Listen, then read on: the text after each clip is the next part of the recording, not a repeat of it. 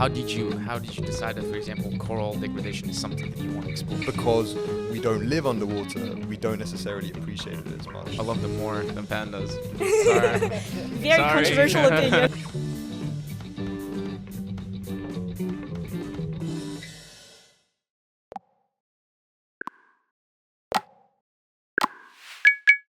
Welcome everyone to a new episode of our podcast, Bisunder. I'm here today with Emil Tesner Harris, right? Am I pronouncing it right? Yes. And Lilou Moiron. Very, very hard last names. I'm sorry if I'm pronouncing it not You're right. doing great. Would you be kind to explain what do you do and just a little bit about yourself individually, and then we talk about your project. And would you mind also just hold the microphone in front of you when you talk? Go on. Yeah. Right, I can start, I guess. So it's very nice to be here. Thank you for having us. We are MyReefs, so a non-profit association working in marine conservation and spreading awareness with families, young children, etc., especially about coral degradation. Mm-hmm. So we are currently both sustainable designers. We are studying in design, same school as you. Yes. Which is where we started the project a bit more than a year ago. Mm-hmm. Can you tell me about yourself as well, your which level and Yes, sure. I'm currently in a fourth year, so I'm studying in a master's course. Emile here is a third year, still completing his bachelor.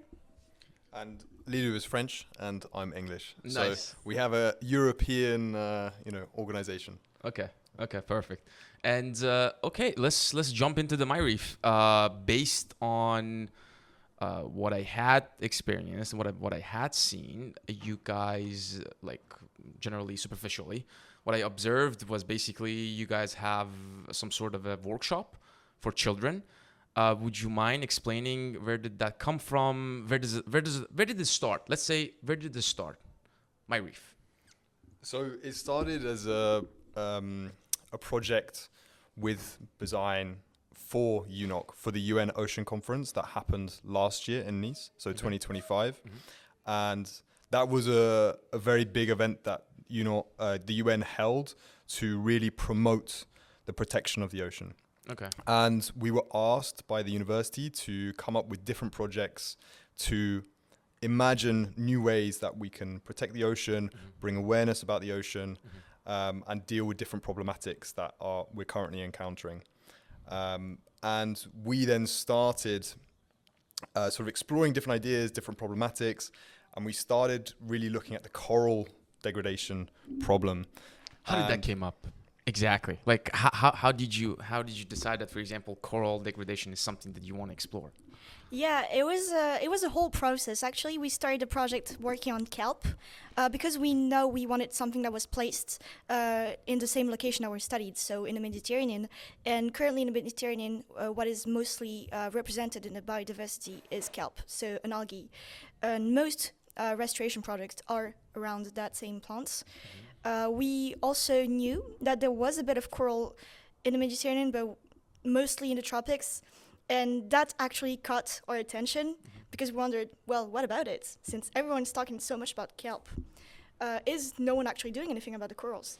And it turns out that, indeed, it was very much underrepresented in conservation efforts, especially the kinds that we do have in the Mediterranean. There is some overlaps in the species, especially in terms of hard coral. Mediterranean is known widely for the red coral, of course, that we see a lot on the coast, which is a bit more extinct now that it was 20 years ago, unfortunately. But all the other soft corals, so gorgons and stuff, is completely untalked about. Yeah, and to give a bit of context, I worked at a tech company that was based in Paris for a while, and then after that I went to Thailand and I worked in a scuba diving center there, and there I saw the impact very visually. You see the contrast between one very healthy coral reef that has an incredibly colorful ecosystem with all of these different fish, all of this different life, and then we dive in a different location a few kilometers away and it would be completely dead. You know, it was such a visual contrast as well, because the color would be completely lost in this dead reef. And so for me, that was a real impact, where it's like, okay, climate change is very real. Like, I knew it was real, but it was so visually striking that it was something that I just could not ignore. Like, it's not quite the same on land. This kind of difference in the visual sort of striking nature of it. And for me, that's where I sort of really became in love with the ocean and really tried to understand what are the problems in the ocean. And I think that's what we also started with and explored. And Lilu also has, been living by the sea for most of her life, and working on boats as well. So, yeah. So, this is a cut, but like, guys, when you talk, just talk to the microphone completely, because I'm gonna have a terrible time, basically. Okay. All right. So like, all right. So right now we talked about like how did it start, but still like the question that comes to my mind is that like, okay, if I don't know what is reefs, what's the aspect of reefs that reefs actually like help the ocean and like help the ecosystem of the ocean, for example? Would you explain a little bit like on the basics, and explain what is exactly like the reefs, and what is their function, and how does this ecosystem actually affect us? So I can start, and maybe Lilu can explore a bit more.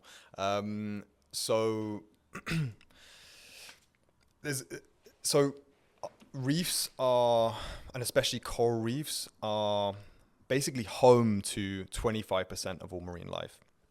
So they have a very important role in the ecosystem, and are part of this much wider ecosystem that crosses our whole planet. Yeah, I think to go a bit deeper in the ecosystem, it's important to understand that reefs are not only about corals, they're not about any other specific type of species either. The definition of a reef really encompasses all those elements living together, whether they're plants, macroorganisms, or microorganisms. You have fish living with plants, with corals that are animals, actually, not plants. Now you know more. Yeah. So the reefs that basically are ecosystem then. They are. We call the ecosystem of these like underground water, basically. The whole system, we call it reefs. Yes. Is that true? It is true. Okay. And you have three types of those. I mean, three main types. You have the barrier reefs, which I think is the most common. This is the one that we think of when we typically think of a reef. Those are typically found near Australia, for example. This is the one that is featured in the Nemo Disney film. Oh, okay. Great Barrier Reef. Yeah, the Great Barrier Reef. Yes, that's the longest reef that we have, right? Is Is that true? Is the You biggest? can see it from space as well. Oh, You can wow. see it from space. Yeah. Yeah, it Interesting. is very big. So the barriers usually are the biggest that we can find on the planet. Okay. And that is why probably it is the most known. But you also have fringing reefs, which are reefs that live on the coast. So the barriers are on open waters.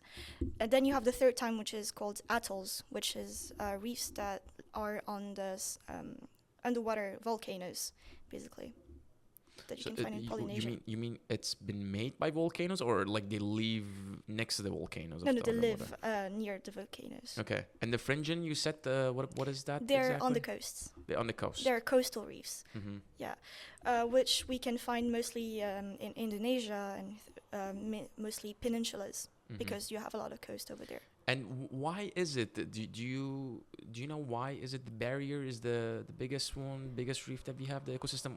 What is the reason exactly? Well, simply just because you don't have any restraints in open water. You don't have space restraints. You have Yeah, more true, resources. You can true. expand as much as you'd like. Okay. And also, you are farther away from human activities. Mhm. So you also encounter less damage, less pollution, etc.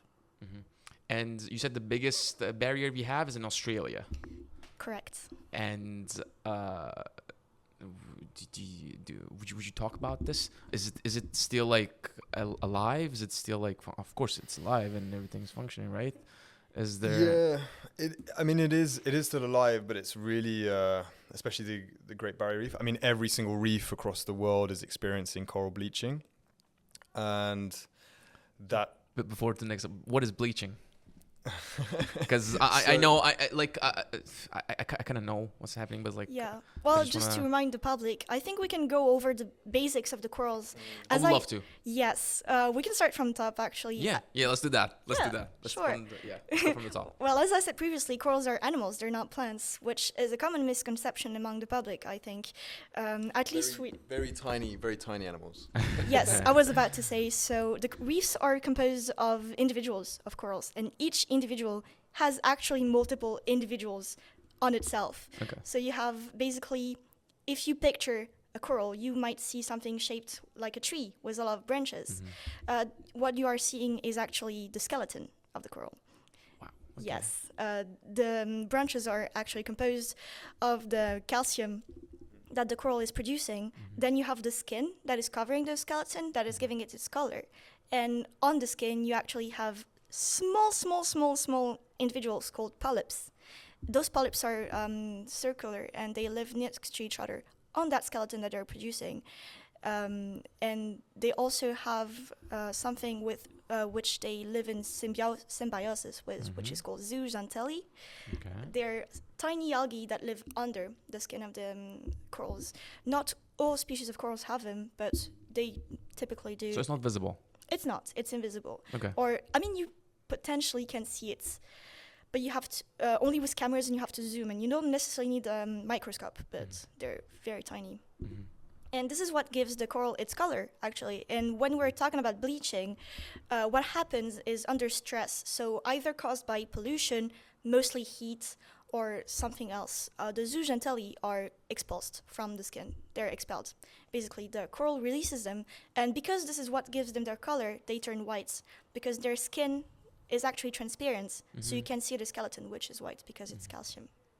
That's interesting. So when they die, basically, that's why they become completely color, not colorless. Yeah, but actually, they become- don't really die. Bleaching is a totally safe and natural phenomenon because it's only the zooxanthellae being expelled. And usually, in the natural order of things, the corals are supposed to be able to recover from it naturally and keep living their life safely. That is, unless they are still facing stress after 8 weeks, typically. And that is why actually we are facing coral death, because climate change makes it so heat waves last longer than 8 weeks. So the coral can't properly recover, and then it dies, because the zooxanthellae actually allows the coral to get oxygen and things like that from the water, because of the photosynthesis that it's producing as an algae. That's absolutely interesting. So like 8 weeks is like the period that if it goes over than that, the reefs Start to die, yes. they start to die. Exactly. But And do if we know for a fact that they die? What happens when they die then? Like they just fall off or something like that? the skeleton remains, which is why you can observe white corals in the ocean, but the skin and the polyps die, yes, indeed. Okay. And there's no recovery after that. That's it. When they're dead, yes. Because it was interesting because like I heard that the corals are the oldest animals on Earth. They Is are. that true? Yes, they are, and also we came from the ocean as well. You know, Oh, So- we were dolphins, no? Come, no. I don't know. Yeah, Don't I quote like Mo to Howell on imagine that I was a dolphin, you know. Why not?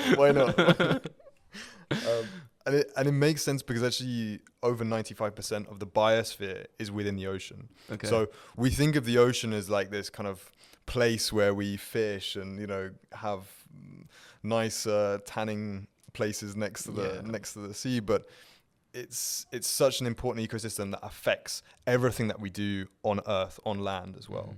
And so many more species that we are still to discover are in the ocean, you know. So there is like whole ecosystems that we do not understand, and this was also why we feel it's so important to protect, you know, because we don't understand what we're losing. just because we don't live underwater, we don't necessarily appreciate it as much. And I think what our project is trying to do is really trying to reconnect that value of like, why is the ocean important? Why is it important to all of us on land? And why should we care for it? And why are these species that are there important? Not just only coral, but as you say, dolphins, whales, mammals, all kinds of fish, etc., you know. So it's there's so much life down there which I feel is potentially underappreciated, and I think this is the view that we try and take is like, hey, how can we engage in a fun and creative way through ceramic for kids, but also adults as well, to take part in this ecosystem that's down there. To go back to what Emile was saying about underappreciated species, I think it's even more important in the marine restoration world, since on land, I think it's a bit more easy to federate people around conservation of the ecosystem, because you see pandas that are very cute and you want to protect them, right?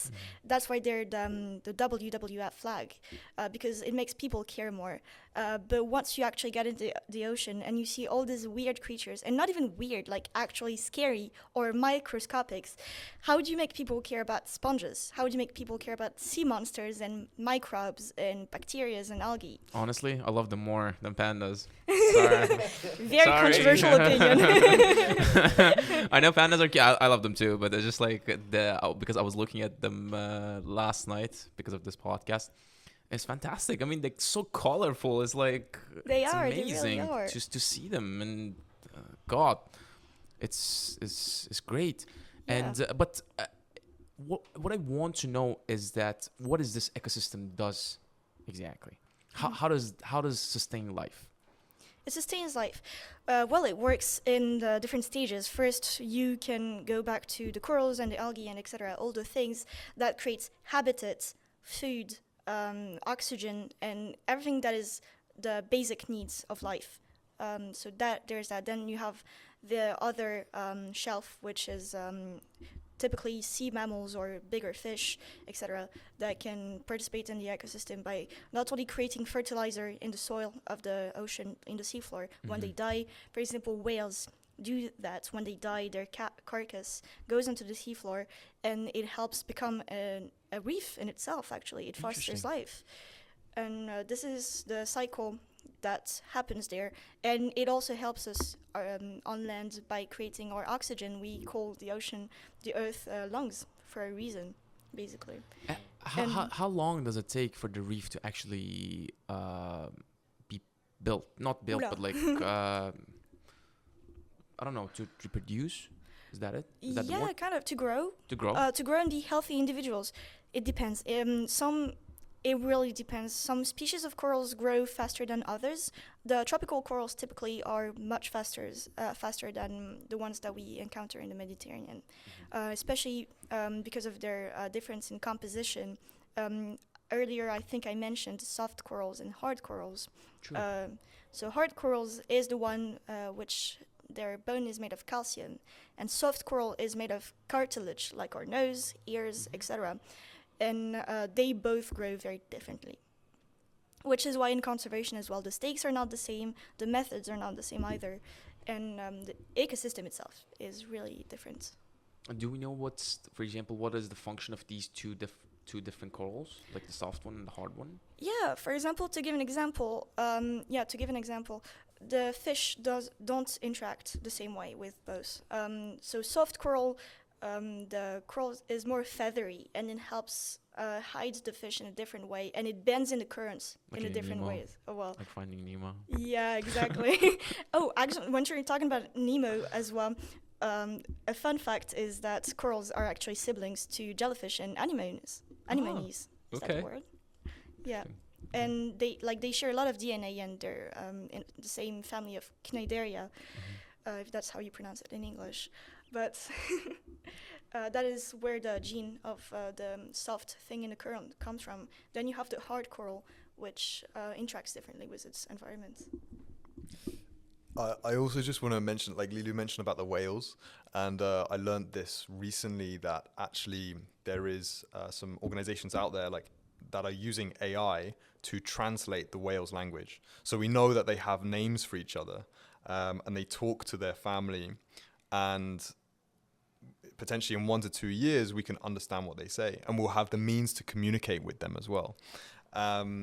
This is a whole debate around that, but I think it's fascinating where potentially we could be in a situation where we understand a lot more about the ocean, and suddenly these kind of things are talking and communicating with each other. And I do find that absolutely incredible that we could be in this situation, you know, within our life, like very, very soon to be in this situation. And what does that mean for the rest of the ecosystems in the ocean, and mean how we think about life as well? You know, like we think we're at the top, you know, we think we are separate. We think we're the smartest. Yeah. We think we're the smartest, and we're separate from everything else on this planet. But I wonder how that will change as well over time. And I think that's also something we really believe in and looking into, is like, how can we sort of make people appreciate that we are part of this wider ecosystem, and this incredible ecosystem on planet Earth, you know. Mm-hmm. So, all right, at the moment, we know that the reefs and coral reefs, they're in danger. Is that true? Mm-hmm. So, what are we doing? What is the solution at this moment? What do we have based on science, basically, that we know that we could help them to survive or to sustain? Yeah. In this environment that, you know, we are, I don't know, we have the global warming, for instance. We have these all of these like overfishing, like oil, all of this pollution that we have, plastic and everything. So what is the solution that we have? To start, to give a bit of context, we were told by scientists that science around corals specifically is a very new science.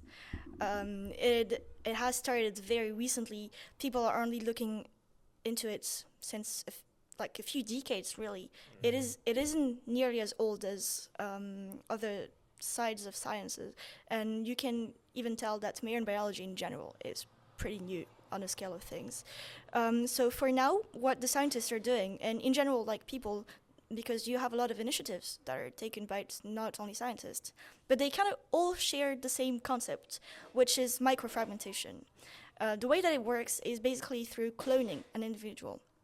Coral, depending on the species, has different types of reproduction systems. You have sexual reproduction, asexual reproduction, like strawberries, for example. Mm-hmm.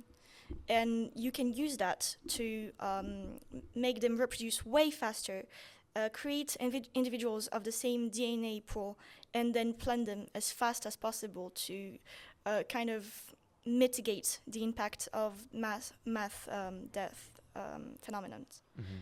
So that is currently what is being done, especially in the tropics, since that's the most relevant to the species that they have over there. For example, that would not work with gorgon here in the Mediterranean. Gorgon is a type of... Well, it's a bit controversial. Gorgons are, but they're also not corals. They're not corals technically. But they're also classified as soft corals sometimes. They're a close sibling. But this is also what we find the most in the Mediterranean. We have white gorgonians, which are the most vulnerable, so Unicella singularis, because it's particularly delicate. You have the red gorgonians, which is much more resistant, but still endangered because of the temperatures and also the CO2 levels that are being absorbed by the Mediterranean. I don't remember if we already mentioned it, but the Mediterranean itself is a much more vulnerable environment compared to the tropics because it is basically closed off on itself. And so it concentrates salinity levels, pH levels that are changing. The currents are becoming more and more unpredictable because of climate change. The temperatures are rising. You can tell we're in France right now, and if you go bathe in the Mediterranean, it's going to be much warmer than in the Atlantic. So all of this. So I'm sorry to interrupt. By closed off, you mean the structure of the Mediterranean is like somehow it's surrounded kind of by lands? Yeah, it's kind of a little pool, you know, and it doesn't interact as much as the other oceans with the rest of the water. salty water, at least, that we have on Earth, and so it's much more concentrated because of this reason. It's more stagnant, basically. Yes, I wouldn't say stagnant because it has a lot of currents. Of course. It really has. But compared to the oceans that we have, basically, Yes, it's more stagnant. Yes, I guess so. All right. So like at the moment, MyReef, what is the function of MyReef toward coral reefs, and what are we doing? Well, yeah. Well, what we're doing is we're trying to actually act on both fronts. First of all, the scientists have told us that most of the problem is that people are not aware of what's going on, and they don't care if they are aware. So we started. That's why we're working with young families, as we said previously. Our goal is to make them curious about what's going on in the water, to create that emotional link with the ocean that they're supposed to have. We started working with coastal families in Nice, which is the easiest because those people already live by the water, and it is much easier for this. But we aim to work with people who have never seen big salted body of waters as well. And secondly, we are working as well on trying to work on sexual reproduction in conservation. As we said, microfermentation, which is actually being used right now, is asexual, but this leads to a lot of problems such as genetic bottlenecks and weaker individuals. So it is not an ideal long-term thing. But if we foster sexual reproduction with the coral larvae, that will lead to much more resistant individuals, healthier reef, and basically more resilient corals in general. So if I... No, just to follow on what Lilu said, like it's very controversial this at the moment. Like all the scientists and marine biologists that we spoke to about this problem, about the different types of propagation, like the reproduction of coral, had disagreed specifically on what is the best approach. And asexual reproduction is very effective. You know, corals can grow up to 50 times faster than they would do naturally. They grow very, very slowly.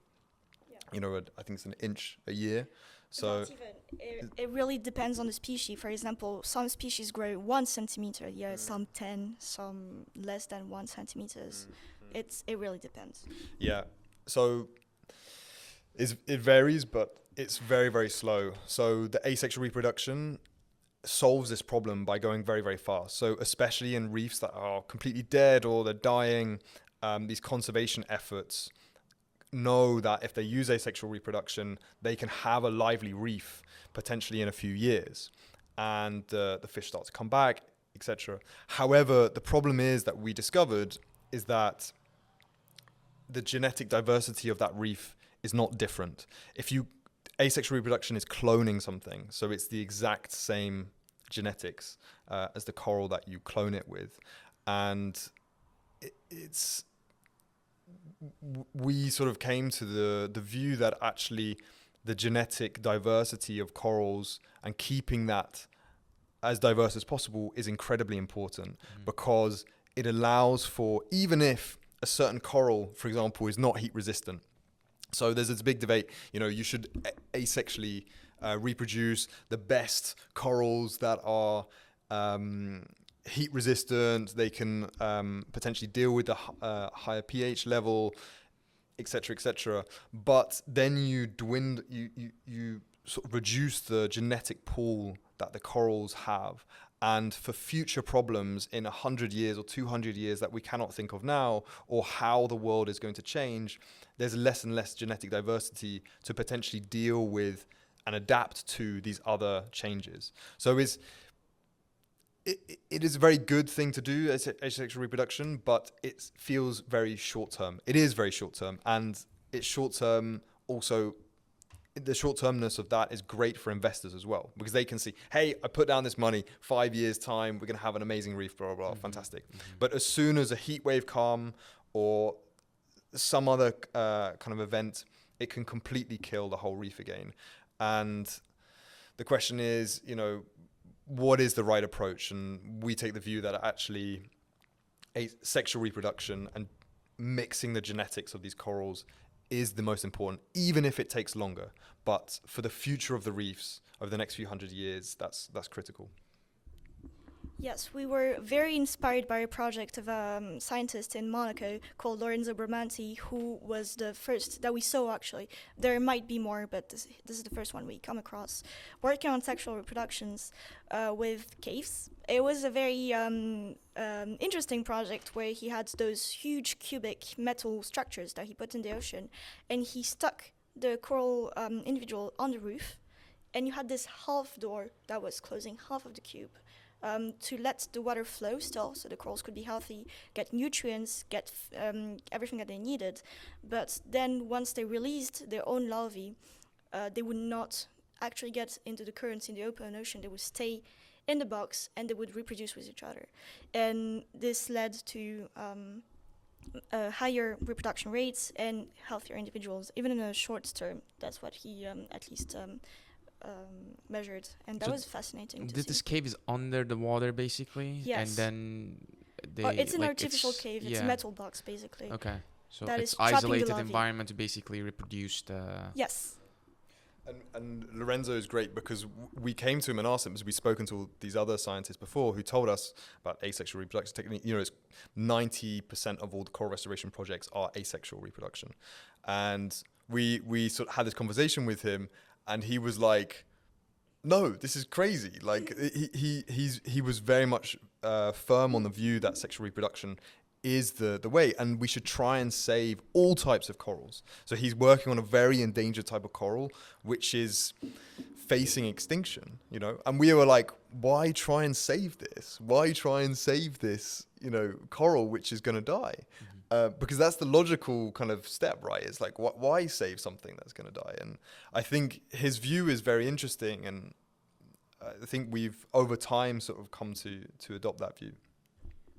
The coral which he's working on is actually very fascinating in itself, because I think it's a perfect case study to look into what's going on in the ocean. He's working on red coral, which you might have mentioned, so Corallium rubrum, which is the most famous one in the Mediterranean.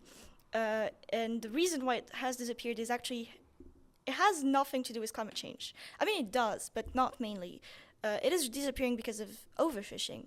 It used to be used for jewelry and other precious items, and so it was fished mercilessly for decades. And I think it only was forbidden 15, 20 years ago, barely. So that is very young. And this actually led to a mass disappearance of those individuals in shallow waters. But funnily enough, because they're not that affected by global warming quite yet, they're still thriving in deeper waters when you can't really reach them by diving. And sorry, just to add as please. well, Monaco, I think, are doing a great job on this, Scientific Institute of Monaco, because they are collecting a kind of seed bank of all the corals in the world to preserve that genetic diversity. That's fascinating, actually. But how do we know? Like, my question is, like, how do we know that by interfering like this, we're gonna change something? Great question. I mean, I think Because it feels like we you're do God. Yeah. Of course. You're playing the God. Of course. For some Yeah, reason. and that happens a lot actually in conservation. There are plenty of examples of people setting free species in the wild, and they become invasive species, or they try to repair something and it actually breaks down the ecosystem even more. For example, in France, we have this very famous example with the wolves. So in the 20th century, there were a lot of wolf hunts because we thought that they were harmful, not only to humans, but to the ecosystem, etc. And we thought they were pests. So we got rid of them. And that actually fucked up the mountainous environment so much, because then the wolves themselves were not hunting enough. So we had too much herbivores in nature, so too much deers, etc. And the deers were eating too much plants. And they were also damaging the trees and stuff. So the whole ecosystem collapsed just because we took away one element of it. And I feel like that happens a lot in conservation in the marine field as well, so in some way. So indeed, we have to be extra careful playing God. The limit is very it's close and it's very thin. I would argue we're playing God already. We're already like influencing the ocean. So I mean, just the whole planet, we're influencing it so much already. Is that not playing God? No, I You mean, know? like we just leave it alone. That's it. That's the Yeah. only thing we can do. It's like because Yeah. we don't have, as you said, for example, about I think reefs. we're past that point though. Yeah, you know? maybe, but like I feel like it's like you start doing something wrong, and if you keep doing it, it's not gonna solve anything. That's what I'm saying. It's like that's why education is amazing. Like I agree that the education part that you guys are doing is fascinating because we educate, especially children, to know what's happening around them, you know, and the damaging that is happening around them is basically us humans interfering with the nature so much. Yes, but you should be extra careful when carrying that message because it quickly turns into preaching, you know, and guilt tripping. Of course. And especially with young children that are very sensitive, you know, and even adults actually. What I'm saying this, I'm realizing that adults are actually even harder to speak with because they get so defensive, right? Even I sometimes I see something and think it's extremely discouraging to hear, and that's not really what you want to see, especially when you're trying to encourage people to do better. You should. It's a fine line between showing them the truth and accusing them of actually actively harming the planet and saying, "Oh, that's what you should No, not of do." You're you know, at of best course, on this I feel planet." like the guilt, like putting on a guilt on somebody is not gonna solve something. Of course, but then You know. also, how responsible are you of someone's guilt? I think a silly but efficient example are vegans. Every time you tell someone you're vegan, they're like, "Oh, really? You're vegan? Oh my god!" And you have this stereotype of like this very preachy person that's like, "I don't eat meat. I'm better than you. I actually have Yeah. morals, etc." And it's just, I think this is actually harming the cause because a lot of people are actually like that. So we should be stop being vegan or vegetarian. That's not what I'm saying. you said. I like, to be fair, for the I'm record, kidding. I understand. what I you're actually am vegan, but I was gonna say, I think Lilu's still. Are you still vegan? Or I still am, yeah, very much. But yeah, it's saying. a No, but whole it's thing. it's funny because whenever we go out sometimes we go out with Emil and he starts eating meat. It's like, oh, I don't want to eat meat, but he just keep doing it every time I'm with him. So And I think it's different. I saw a stat recently, which is in the UK there were more vegans like 5 years ago than there are today because of health worries and other kind of concerns.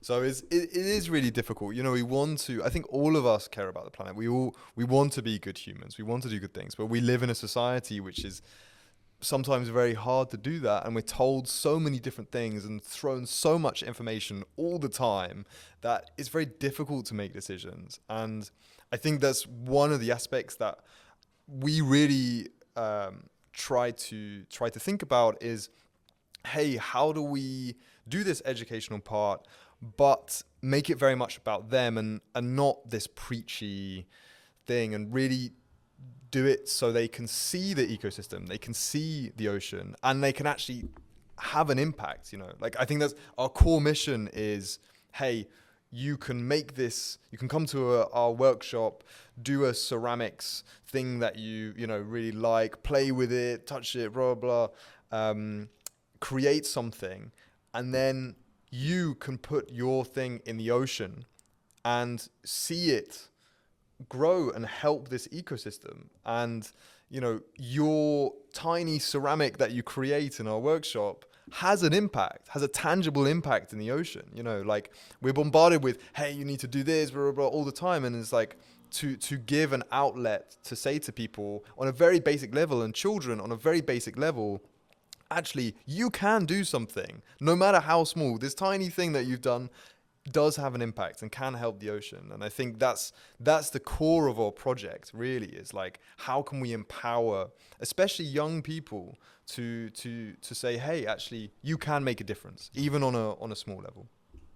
Yeah, and again, going back to that concept of fostering curiosity, we don't really want to come in there and teach them facts about the ocean, and we don't really want them to learn that corals are this, that, da da da, those numbers, facts, science, etc. This has never been the point. The point is to plant that seed of wonder in their heads, so they can come back to it on their own accords and remember, oh, actually, that was pretty fun. Shall I research it some more? And then they actually start caring because they decide to care, not because someone else told them to. Of course, of course. Guys, I love it. Thank you very much for being here. Thank you. And I really appreciate it. And please, if you have a social media or something like that, please announce it here. I don't know, what is this? It's MyReef. Is that it? Yes, MyReefs on Instagram, and we have a website as well, myreefs.com. Yes, guys, please check them out and figure out what's MyReef. And yeah, thank you again. Thank you, Moha. See you Thank guys you. later. It was lovely being here. Thank you.